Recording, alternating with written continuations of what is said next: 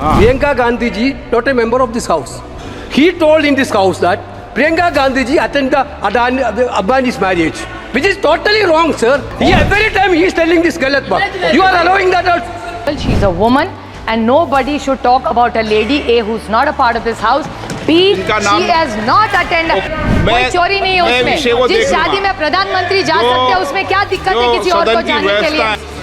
Sir, BJP was the government which talked about high morality. ना खाऊंगा ना खाने दूंगा. बड़ी अच्छी बात थी. मैं भी प्रभावित थी कि इस देश से अगर करप्शन जा रहा होगा तो अच्छी बात है.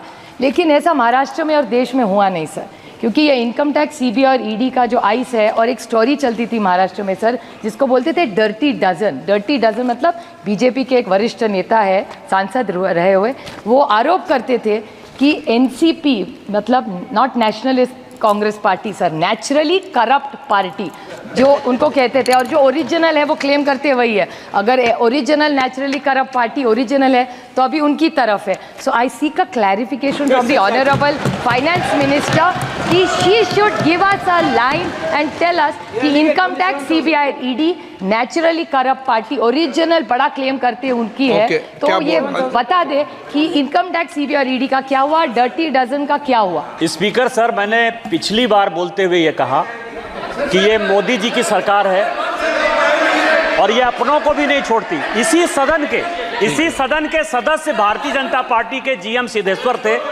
उनके ऊपर इनकम टैक्स का रेड हुआ. 80 करोड़ रुपया जो है उससे भारत सरकार ने लिया. ये मोदी जी की सरकार है. यदि भारतीय जनता पार्टी के भी लोग चोरी करेंगे तो उनके ऊपर भी इनकम टैक्स होगा, ईडी होगा. और जो राहुल गांधी जी के ऊपर है वो चिदम्बरम साहब का पीएमएलए एक्ट है जिसके कारण उनके ऊपर जो है ईडी का केस चल रहा है. Okay.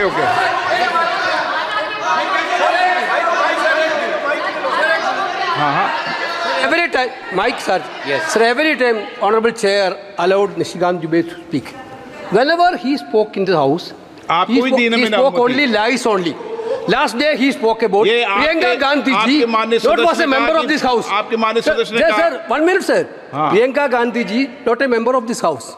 He told in this house that Priyanka Gandhi ji attended Advani's marriage, which is totally wrong, sir. Which is totally wrong. Every time he is telling this galat baat. You are allowing that out. You are allowing that. Okay. No. आप Okay. Please. No. Please.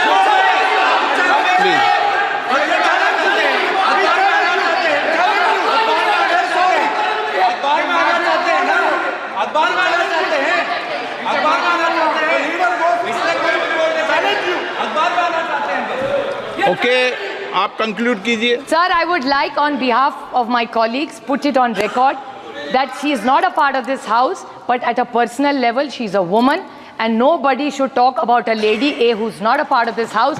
B, she has not attended and there is nothing wrong in attending even if somebody did.